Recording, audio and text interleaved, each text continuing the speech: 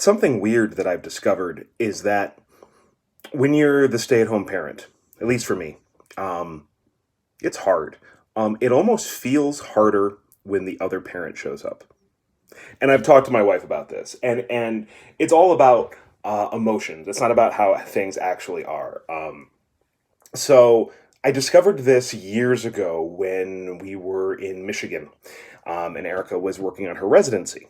And so I had a full time job. We had our first son, and so he would go to daycare, but there would be days where she was on call. And unlike now, when she's on call, being on call means basically it's for 24 hours. You could be called by the hospital at any time to come in. You're going to go in, you're going to do your job, not quite 9 to 5, but not too dissimilar from 9 to 5. But if they call at any time, night or day, you have to go in. When she was in residency, though, being on call meant she had to stay at the hospital for 24 hours. So if she was lucky, she got to sleep there in their on call room, which is not that lucky, but if she was lucky. And if she was not lucky, she'd just work all night. And I realized that she'd be on call and then she'd come home and she'd be home during the day. And then I would have Henry, and I was just getting more and more upset and frustrated, and all the little things that would normally upset and frustrate you over the course of the day raising a toddler were more and more than when I knew she was at work.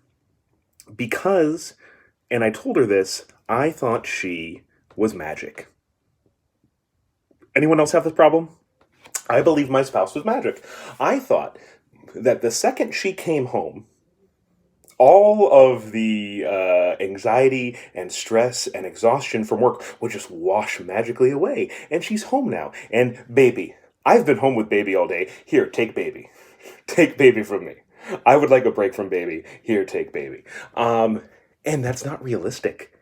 It's dumb to think that somebody who has worked all day long would then come home and want to working more. I talked about this in an earlier video. It's a full-time job. You're coming home from a full-time job and you're like, here, do this other full-time job. That's not realistic, and it's not something you should expect that another person should be able to do. So now, and because we know it's better, but now, so when Erica's working during the stay-at-home order, again, I'm a stay-at-home dad anyway, so it's not significantly different than what I was doing. But when Erica goes to work and then she comes home, and then now that she's off, she's going to be off for like about a week, taking care of the kids becomes a little more frustrating. And it's easier. It is fundamentally easier when you have two kids if you have two parents to take care of them. But it's harder when your brain can't wrap around the idea that there's another parent here. They should be taking care of the kid right now while I do whatever. If I'm doing the dishes, if I'm doing the laundry, if I'm sweeping, if I'm sitting down and reading a book for like 5 minutes, your brain just goes, the other parent should be taking care of the kid. And the other parent has the same mental processes going through. And it's weird how it just feels harder.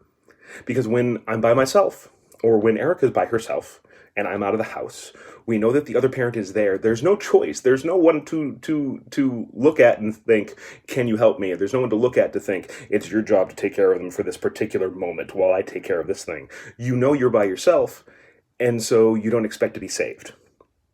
But if the other person is there, you expect to be saved. I'm talking about this in all dire terms. It's not dire terms. Taking care, of children is a difficult job. It's stressful, but it's not. It's not. I was going to say it's not life and death. It is life and death because you want to make sure the kids don't die. But it's not. It's not super duper difficult. I don't know how to say what I'm saying exactly. I'm sort of talking off the top of my head. But the point is, when you're by yourself, you know you're by yourself, and so you don't expect any reprieve. But when the other parent is in the house, your brain keeps expecting a reprieve. And so every time you don't get a reprieve, it feels worse somehow. The good thing is we've talked about it. So we know these feelings are hitting us, and we know these feelings are sort of not real. Although they're real feelings, but it's not fair to lay that on the other person. It's not fair for me to get mad at Erica that she's not watching the kids 24/7 while I'm doing something else in the house, and vice versa. So, I think the key to that, and the key to our marriage, the key to any marriage, the key to being parents is good communication. And I think we have that, except for in the beginning when I thought she was magic. And if she came home from work, she should just immediately be able to take the baby because she's magic. Unfortunately, as incredible as my wife is, she is not magic, nor am I. And so, if we get frustrated during this, or even when this is over, I don't think we can be surprised, and I don't think we can blame ourselves. But anyway, it is 7:19 on the West Coast on April 6th. I am Chris Morse. This is the Morse code. I'm saying go easy on yourself, and I will see you tomorrow.